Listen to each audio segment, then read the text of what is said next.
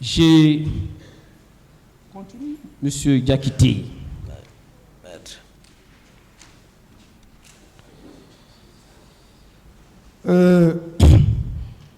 Au niveau de la présidence, oui. Alors, quelles étaient les forces qui existaient? Parce que j'ai entendu parler des régiments commando, des Rangers. Je ne sais pas très bien comment la présidence était organisée. Voilà. Quelles étaient les forces en présence? Il y a à la présidence, oui. Il y avait le bataillon des Rangers. Je ne sais pas qui les a déplacés. Et qui dirigeait? Voilà, qui dirigeait? Non, ça c'est... Je vais finir. Ok. Il y a le bataillon des commandos chinois qui les a fait déplacer lors de la prise du pouvoir. Parce que chacun a cherché à avoir des rapports de force. Donc c'est comme ça qu'ils ont rallié Conakry. Je ne sais pas sous instruction de qui. Mais, sauf que Dadis était parrain des commandos chinois qui étaient basés à Kindia, dirigé par colonel Abdoulaye Keïta. Donc ceux-ci sont venus Conakry. Seront connus, je ne sais pas qui, de Toto ou de qui, les a fait bouger de Soronconi pour débarquer à Conakry. Donc, il y a cette force à la présidence. Il y a aussi d'autres unités de Conakry qui ne sont pas à commando, mais qui ont travaillé, qui étaient regroupées par Marcel et moi et Dadis, ici à Conakry, et aussi sont à la présidence. Maintenant, ceux-ci font garde officiellement là-bas. Mais, sauf que, comme je l'ai dit, Dadis commande tout maintenant le régiment, commandant du régiment. Ceux-ci sont manipulés comment? C'est lorsqu'il y a sorti, on associe le régiment dedans. Il y a sorti avec le salon. Mais s'il n'y a pas sorti, tous ceux qui sont en mouvement, c'est la garde parallèle. C'est-à-dire les parents de Dadis qui ont absorbé tout. Chef d'opération Makambo. Et les autres, c'est eux qui maintenant qui contrôlent la présence. C'est ça la réalité. Tous les autres militaires les regardent, les Marcel, les Pivi, les Gono, les Makambo, les Georges, les Théodore, et d'autres petits sont là-bas qui sont plus téméraires qu'eux-mêmes. Et ils sont là-bas, c'est-à-dire, je ne parle pas de ceci. Voilà. Donc, ils sont là-bas, c'est eux qui contrôlent la présidence. Ils n'écoutent personne. C'est dresse le président, sorti, dresse le président. C'est quand il y a sorti, on dérange le régiment. Sinon, non. C'est ça. Monsieur Diakité. Le président est le commandant du régiment. Très bien. Monsieur Diakité, par rapport au régiment, est-ce qu'il existe un acte officiel pris par monsieur le président Dadis qui vous a nommé comme étant le commandant de ces régiments? Non, je suis aide de camp officiellement. Très bien. Par décret. Être aide de camp, est-ce que cela vous donnait le droit, le pouvoir d'assurer un quel commandement de ces régiments? Non, ça allait même entraîner la pagaille, parce que j'avais le grade de lieutenant plein. Voilà. Et il y a des colonels là-bas. Voilà. Ce n'est pas possible. Je ne peux pas commander le régiment, il y a le grade de lieutenant, tu rassembles tout le monde, colonel, il est devant toi, toi tu parles. C'est l'inverse ça. Ce n'est pas possible. C'est pour ça qu'il a pris le commandement. Mais écoutez, lorsque M. Keburu parlait ici, il avait dit que c'est vous qui assurez le commandement de ces régiments, mais il avait dit que vous ne réunissez pas les conditions requises pour pouvoir assurer ces commandements. Parce qu'il a parlé de cette affaire de grade.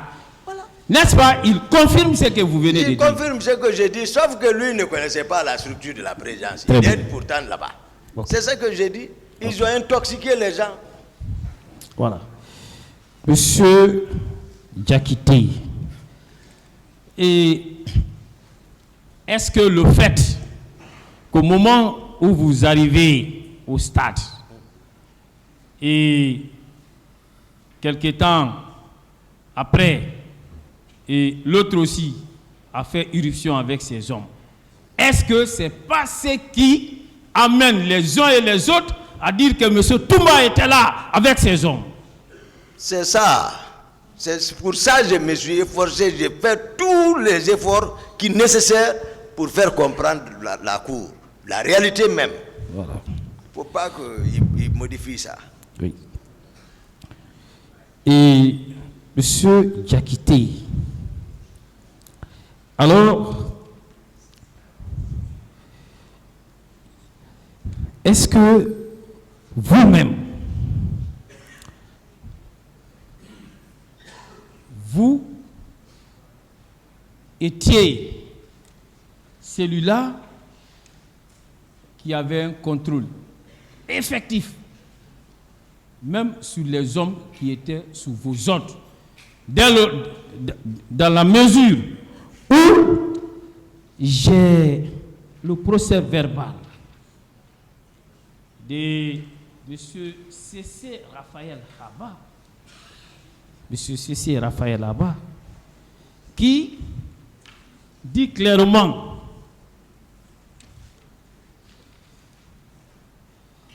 au niveau de la présidence, quand on lui a demandé, voilà, et si il savait, hein, voilà, quelles étaient ses fonctions, Quand on lui a posé la question de savoir quelles étaient ses fonctions, il a eu à dire, à déclarer que lui, il vous surveillait et surveillait vos actions et il rendait compte au président Dadis. Est-ce que vous savez qu'il vous surveillait? Ouais. Et il rendait compte. En tout cas, je savais qu'il allait remonter des informations claires au président parce que c'est son parent. Mais c'est ici, voilà, j'ai eu la confirmation qu'effectivement il le faisait. Mais voilà, j'ai dit c'est un homme sincère, oui. Il n'allait pas mentir, il allait toujours dire la vérité au président. Voilà. Et regardez ce qu'il a donné comme réponse à la question de savoir au niveau de la présidence, quelle était votre tâche à accomplir. Réponse: j'étais chargé de suivre les actions de Toumba et rendre compte. Voilà. Est-ce que vous n'étiez pas espionné par les personnes qui étaient censées être avec vous? Voilà, j'étais espionné, c'est ça. Si j'ai des gens, c'est eux qui me gardent, c'est les chercheurs qui me gardent, c'est eux qui ouvrent ma porte. Le matin, c'est eux qui viennent ouvrir encore, me réveiller. C'est lui qui parle comme ça. Monsieur Diakité, toujours le même Raphaël. Oui. Et à la question de savoir, Oui. est-ce que il pouvait citer les noms des hommes de confiance du président Dadis qui étaient permanemment avec toi? Et regardez la réponse qu'il a donnée. Hein? D'accord. Il y avait en réponse, il y avait adjudant Omegilavogi ou Kalivogui. Je ne retiens pas. Ensuite, lieutenant Escobar, le lieutenant Jacques Auré. Vous voyez, sur cette lieutenant Jacques Auré. Auré, voilà. Et vous voyez, sur cette liste, il n'y a pas votre nom. Est-ce que cela ne veut pas dire que vous ne faisiez pas partie des hommes de confiance du président? C'est ça, s'il me fait espionner, ça veut dire, voici les secrets. Moi, je ne mens pas sur quelqu'un. Non, et je suis toujours sincère. Quand je suis avec quelqu'un, je suis comme ça. Je mets Dieu entre moi et l'intéressé, c'est tout. Voilà. Je ne mentirai pas sur lui. Ok. Et vous savez, quand vous faites des déclarations, vous insistez. Oui. Vous dites toujours, j'ai dit la vérité. Oui. Je vais lire un passage D'accord. des déclarations faites par M. C.C. Raphaël. D'accord. même s'il vous espionnait, Oui. mais il a confirmé certaines de vos déclarations ici. D'accord. Voilà. À la question de savoir quel est le 28 septembre 2009, quels sont ceux qui étaient avec lui? Réponse, je ne peux pas vous dire exactement les hommes qui suivaient Toumba le 28 septembre, car ces jours que je suis venu de l'abbé au petit matin et par la suite, j'ai bénéficié d'un repos de mon chef Toumba. Arrivé à la maison, j'ai trouvé que ma femme, qui était en état de famille avancée, souffrait de douleurs abdominales. Alors, vous avez dit ça ici, que vous l'avez libéré parce que sa femme était en état de famille. Vous l'avez dit, il le confirme. N'est-ce pas la preuve que vous dites la vérité? C'est la vérité. Tous les procès-verbaux là, je n'ai jamais lu ça. Même état à la maison centrale, je n'ai pas lu. Merci. Et non. Par rapport au nombre de personnes hein, et qui étaient déployées, hein, alors il y a une question qui a été posée à monsieur Marcel Guilavogui. Vous avez son procès verbal d'interrogatoire. D'accord. Voilà. Et à cette question, la question consistait en ceci: cette garde rapprochée était composée de combien d'hommes? Environ 120 hommes. Question: ces 120 hommes étaient commandés par qui? Réponse: par le président Dadis lui-même. N'est-ce pas encore une confirmation de vos déclarations? N'est-ce pas encore une confirmation? C'est ça, commandant? C'est ça. Je continue. Il y a une autre question qu'on lui pose par rapport à ces 120 hommes.